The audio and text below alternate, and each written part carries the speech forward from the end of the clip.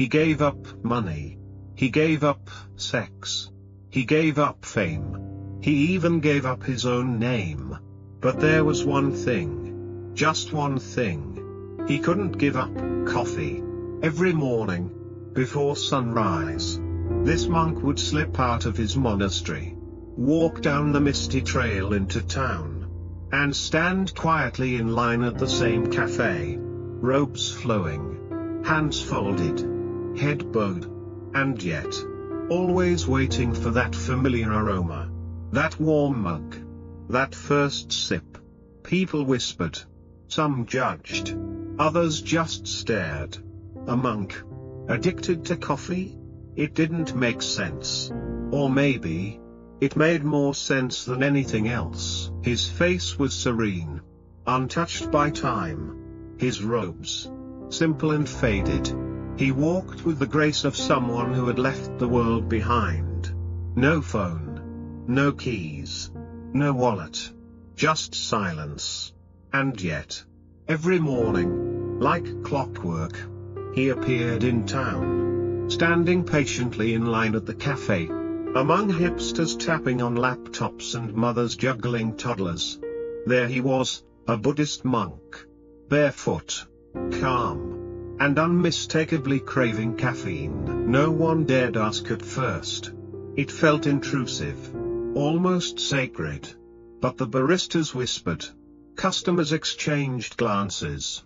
Does he really need a double shot of espresso? Isn't he supposed to be enlightened? Some found it charming. Others, hypocritical. After all, wasn't attachment the very thing monks vowed to let go of? Was this monk an imposter? Or just painfully honest? One day, a curious traveler finally approached him. Why coffee? She asked, almost apologetically. The monk looked up, smiled gently, and replied, why not? That two-word answer lit a firestorm online. Someone had filmed it. It went viral. The caffeinated monk became a meme. Critics rolled their eyes. Devotees defended him. Suddenly, his daily cup wasn't just a beverage. It was a battleground of beliefs. Can a monk have cravings? Can you walk the spiritual path without perfection? Can you drink a cappuccino and still be free? The world wanted answers. But the monk wasn't offering teachings. He wasn't posting quotes. He just kept showing up. Same robe, same order, same silence. The mystery deepened. Who was this man? Why couldn't he let go of coffee? And more importantly, what if his struggle wasn't a contradiction, but a reflection of our own? Because maybe, just maybe, the things we can't give up are the very things that show us where we're still asleep. He didn't twitch. He didn't fidget. He sat like a mountain when he meditated. Hours passed, and not a muscle moved. But without coffee, that same calm man would pace, blink rapidly, rub his temples, yawn endlessly. It wasn't dramatic, but it was real. The withdrawal was there, quiet but unmistakable. Not screaming, just haunting. Addiction doesn't always come with shaking hands and ruined lives. Sometimes, it comes as a gentle ritual, a warm habit, a soft dependency dressed up as comfort. For this monk, it was just one cup, once a day, never more. But he noticed what happened when he didn't get it. His breath lost rhythm. His thoughts scattered. His morning felt hollow. He had renounced nearly everything. Family ties, personal identity, ambition, pleasure, but this tiny brown bean held him tighter than he liked to admit. What is addiction? Really? It's not just crack pipes and casino lights. It's not just alcohol in brown bags or pills hidden in drawers.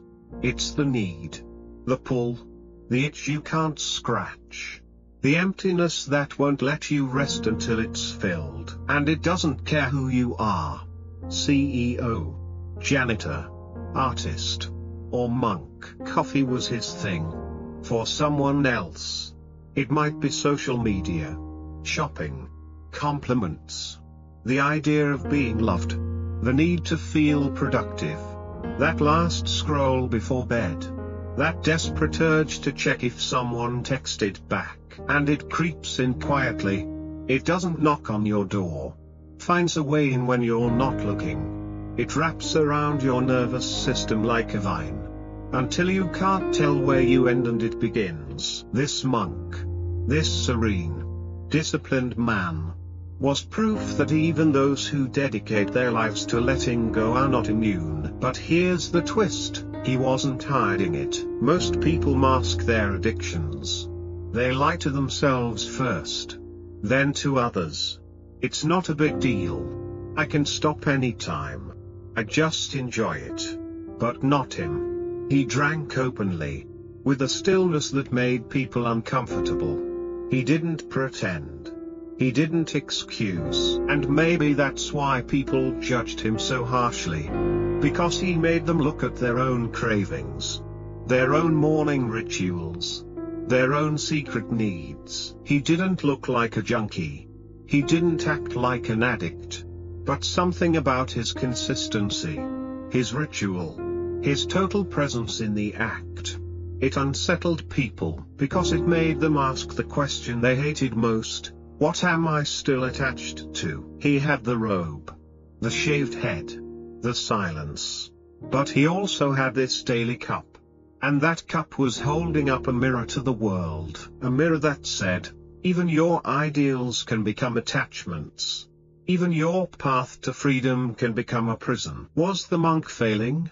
Or was he, in fact, showing us something no one else dared say? That spirituality isn't about pretending to be pure. It's about learning to sit with your cravings, without being devoured by them. And that changes everything. Before the robe, before the silence, before the monastery, he was just a man in a suit. A fast-paced job in the city. Deadlines, fluorescent lights, fake smiles, an inbox that never emptied. Like most people, he didn't notice his anxiety.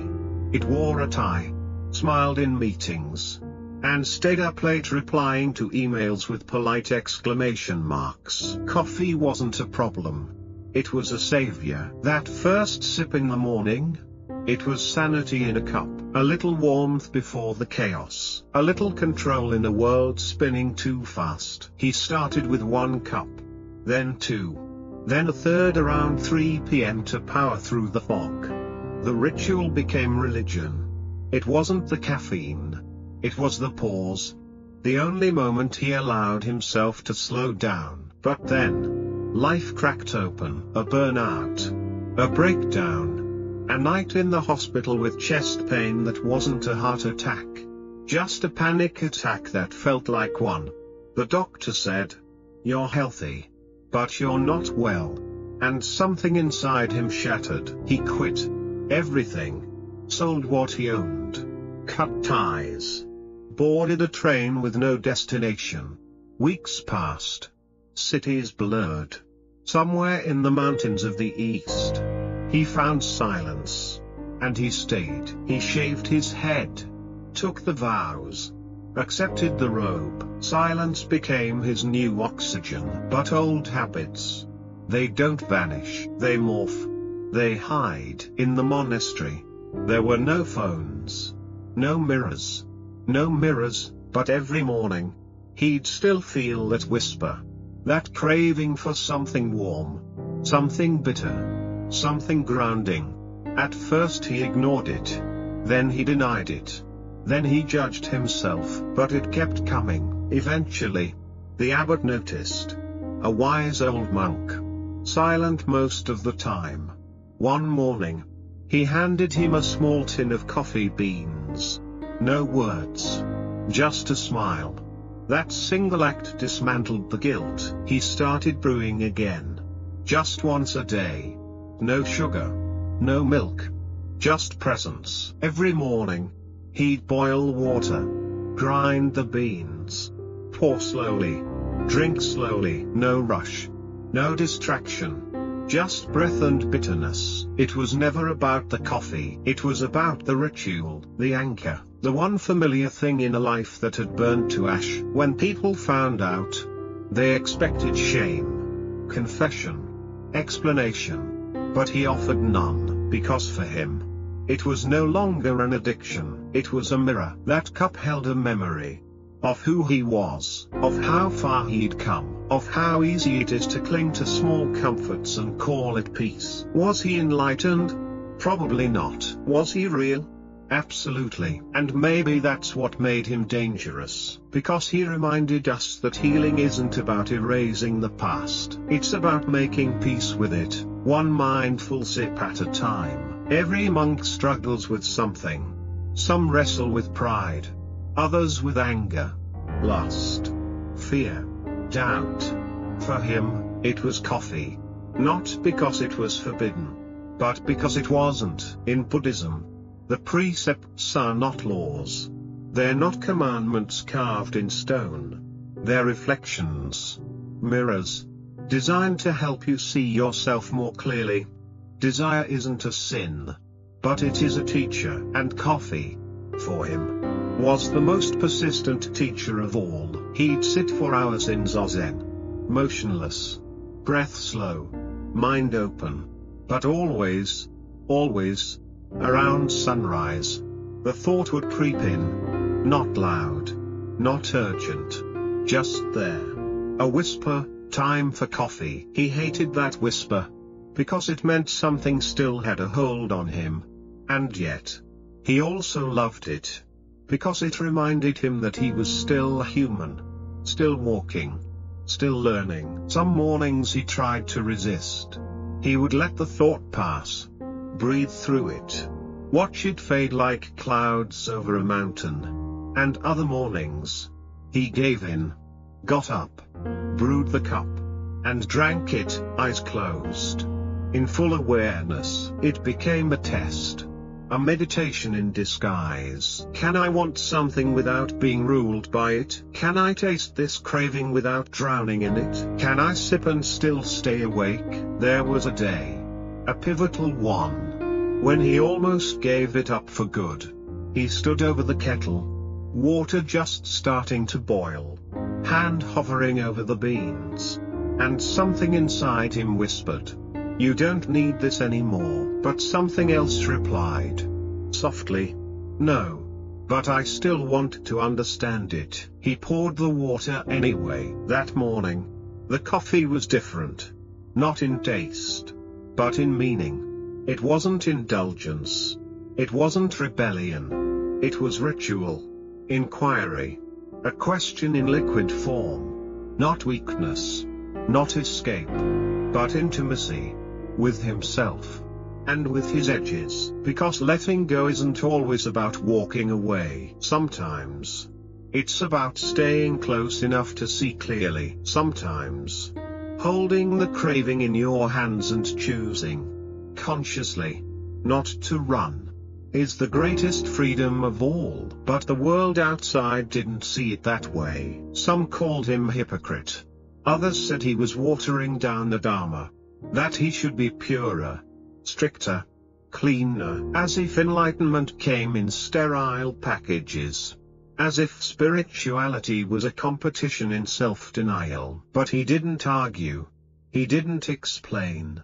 He just kept walking his quiet paradox, a man who gave up the world, but still woke up craving something bitter and warm. And maybe that contradiction, so subtle, so human, is where true practice begins. Because craving isn't the enemy, unawareness is. The video was only 12 seconds long. A monk in saffron robes, sipping coffee on a park bench. Silent. Still. Peaceful. Then the camera zoomed in, and the internet exploded. That's not real Buddhism. Enlightenment doesn't come with espresso. Is he sponsored by Starbucks now? In less than 24 hours, the clip had racked up 500,000 views. By the end of the week, it was over 10 million. Reactions flooded in. Some mocked. Some marveled. Others raged. There were articles, commentaries, heated threads on Reddit. Why is a monk drinking coffee? Isn't that attachment? Isn't that cheating? Suddenly, his simple ritual wasn't just about coffee anymore. It became a symbol, a scapegoat, a battlefield for the world's unresolved tensions around purity, perfection, and what it means to be spiritual. Some viewers defended him fiercely. This is exactly what Buddhism teaches. Mindfulness, not denial. Others weren't so kind. He's a fraud. Real monks fast and meditate. They don't sip cappuccinos. But none of them had spoken to him. None of them knew the years he'd spent in silence. The tears he had swallowed on cold stone floors. The demons he had faced. Not in fire, but in stillness. They didn't know that coffee had once been his escape. And that now, it was his mirror. The judgment came from all directions. Religious conservatives, online atheists, secular skeptics, each projecting their own insecurities, their own expectations, onto a man they had never met. But he didn't flinch. When a journalist finally tracked him down and asked, "Do you think your actions contradict Buddhist teachings?" He smiled, not in defiance, but in compassion, and said, "The moment you think you've understood the Dharma completely, you've already missed it." His response went viral again. And just like that, the conversation shifted. People started asking better questions. Why do we demand perfection from spiritual people, but not from ourselves? Why do we fear honest struggles more than hidden ones? Why does one cup of coffee threaten our idea of enlightenment? Maybe because deep down, we want the spiritual path to be clean, neat, predictable. We want monks to be flawless, saints to be unshakable. We want enlightenment to be some polished product you can earn by following rules. But this monk, this man with his coffee, reminded everyone of a harder truth. The path to awakening is messy, and no robe can hide the humanness underneath. His cup wasn't a failure. It was a confession, an invitation, a message in steam rising from a simple ceramic mug. You don't have to be perfect to be present. And in a world obsessed with image, that honesty was more radical than any sermon. For years, he had tried to let go of everything. Possessions, desires, ego, identity. That was the path, wasn't it? Let go enough, and you're free.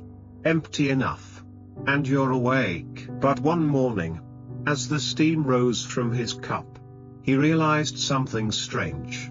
Something that made his breath stop. Even his obsession with letting go had become an attachment. It hit him like cold wind through the pine trees. He had been clinging desperately to the idea of non-clinging. He had become attached to the image of detachment. Every time he felt a craving, he crushed it. Every time a memory came, he pushed it away. Every time comfort beckoned, he resisted, not from awareness, but from fear. He wasn't free. He was in a spiritual prison, built from the bricks of self-denial. And the cup in his hand, simple, warm, bitter, was the only honest thing in his life. Because he didn't drink it out of duty, or out of ego, or out of habit. He drank it because he loved it. Not compulsively, not mindlessly, but openly. And that love, that quiet, conscious joy, wasn't the enemy, it was the teacher. Letting go, he realized, isn't about rejecting everything. It's about seeing clearly, and holding things lightly. It's not about killing desire. It's about watching it rise and fall without being swept away. He remembered something his master once said in passing: attachment isn't having something, it's believing you can't be okay without it. So that day, he made peace with the cup. He stopped judging himself. He stopped trying to be pure. He stopped chasing the perfect version of awakening he had built in his head. And something inside loosened. He smiled more, walked slower, listened deeper. His meditation changed to not tighter, but looser, not forceful, but soft, not a struggle to silence thought, but an invitation to meet it with kindness. And the world noticed. People came to the monastery not to hear lectures, but to sit beside him, to watch the way he brewed the beans, the way he held the mug with two hands, the way he sipped, fully, gratefully, as if it were a sacred text, because maybe it was. Every swirl of steam, a sutra, every bitter note, a reminder, every drop, a lesson in impermanence. He didn't try to teach anymore. He didn't correct or convert. He simply lived a life so honest it taught by itself. And slowly, the world stopped laughing, stopped judging, started listening, because the real teaching wasn't give up everything. It was this: you don't have to reject the world to wake up. You just have to stop clinging to the idea that awakening looks a certain way. And for many, that was the first sip of freedom. The cup was simple, ceramic, chipped at the rim, plain white, no decorations, no logos, just a vessel. But for him, it held more than coffee. It held lessons, stories, truths he never expected to learn. Every morning, as he cradled that cup in his hands, he felt the weight of it. Not heavy, but real, tangible. A reminder that life itself is both fragile and grounded, transient and present. He began to see the cup as a mirror reflecting the self. The cracks in the cup showed imperfection, not failure, just reality. Nothing is flawless. Not even enlightenment. Not even the greatest monks. Not even the Buddha himself. And that was okay. The warmth in the cup was comfort, but not safety. It reminded him that comfort can be a blessing or a trap. Clinging to comfort blinds us to the constant flow of change. The bitter taste was truth. Not always sweet. Not always easy to swallow. But real. Sometimes, facing your own nature is bitter. Sometimes, the truth is harsh. But bitterness can awaken the senses, sharpen the mind. The steam rising from the cup was like breath itself. Fleeting, ever-changing, impossible to grasp. It reminded him of impermanence, the heartbeat of existence.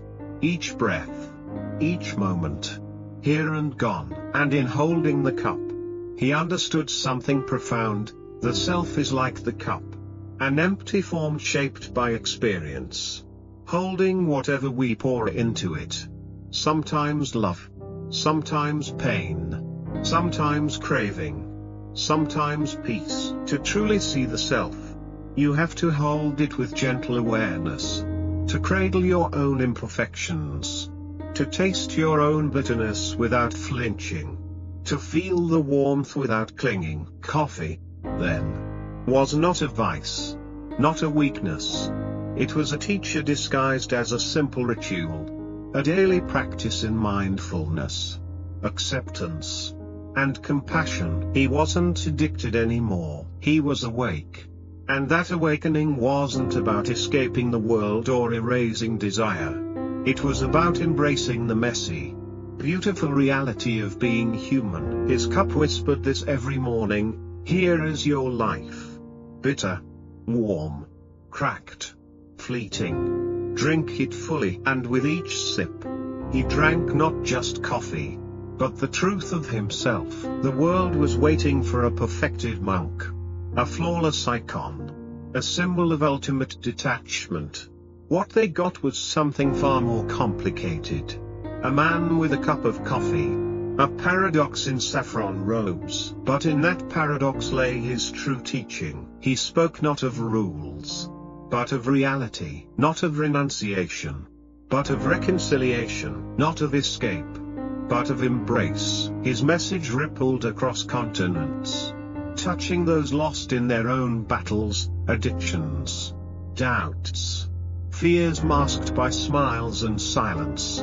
Those who felt they had to be better to be worthy, who hid their cravings behind masks of spirituality. He told them this: you do not have to be perfect. You do not have to be free of desire. You only have to be honest. Honesty with yourself, about your struggles, your loves, your contradictions, is the doorway to true healing. The coffee addiction was never just about caffeine. It was a symbol of the human condition, the tension between wanting to be free and wanting to hold on, the dance between acceptance and change. He invited the world to stop fighting themselves, to stop chasing some impossible ideal of purity, to see that freedom begins when we stop trying to escape what we are. The monks who once whispered about him in disbelief now nodded in quiet respect. The skeptics who scoffed now paused to wonder, and the seekers who felt broken found a strange comfort in his story. Because maybe enlightenment isn't a distant peak to conquer. Maybe it's the courage to sit with your own contradictions, to hold your broken cup with both hands and drink anyway. He became a living reminder that the path is never neat, that healing is messy and beautiful, that spirituality is not about perfection. It's about presence. And in a world obsessed with quick fixes and polished images,